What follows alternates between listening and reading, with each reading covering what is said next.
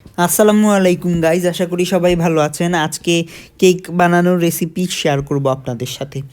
তো আমরা প্রথমেই 4টা ডিম, চিনি এবং তেল দিয়ে বিট করে নিচ্ছি একটা বড় প্যানে।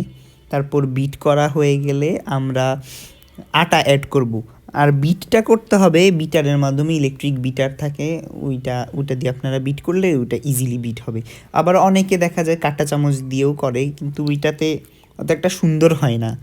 তো আমরা তারপর ভালোভাবে এটাকে মিশিয়ে নিব, মিক্স করে একদম একদম থিক বানিয়ে ফেলবো। দেখেন, আপনারা দেখতেই পাচ্ছেন এটা কতটুকু থিক। সরি, আমি আপনাদের দেখাতে গিয়েছিলাম, আমার হাতে লেগে গেছে, সমস্যা নেই।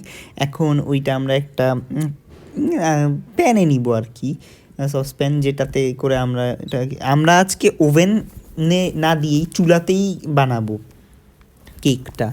তো আমরা একটা প্যানে নিয়ে নিচ্ছি এই ডোগুলা। এটার উপর দিয়ে হচ্ছে আপনারা চাইলে আপনাদের যদি ভ্যানিলা এসেন্স থাকে তা দিবেন। আমরা একটু ফুড কালার দিয়ে একটু ডিজাইন করে দিয়েছি। তো এটা অনেকক্ষণ ধরে চুলায় রেখে যখন এটা আপনারা টুথপিক দিয়ে দেখবেন যে হয়েছে কিনা। দেখেন মাঝখান দিয়ে একটু ফুটা, তো আমরা টুথপিক দিয়ে চেক করেছি যে হয়েছে কিনা। আপনারা হলে বুঝবেন যে টুথপিকে আর লেগে থাকবে না, তো তখন আপনারা এটাকে উঠিয়ে ফেলবেন। তো এই তো সুন্দর হয়ে গেল, আমাদের সুন্দরভাবে কেক বানানো হয়ে গেল। আসলে এই কেকটা আপনারা এখন দেখবেন যে কত পরিমাণ ফ্লাফি হয়েছে। দেখুন, অনেক সফট এটা, লাইক খুবই সফট। আপনারা যদি বেশি চিনি খেতে পছন্দ করেন, আপনারা চিনির পরিমাণ বেশি দিবেন। তো আশা করি সবাই ভালো থাকবেন আর উপকৃত হবেন।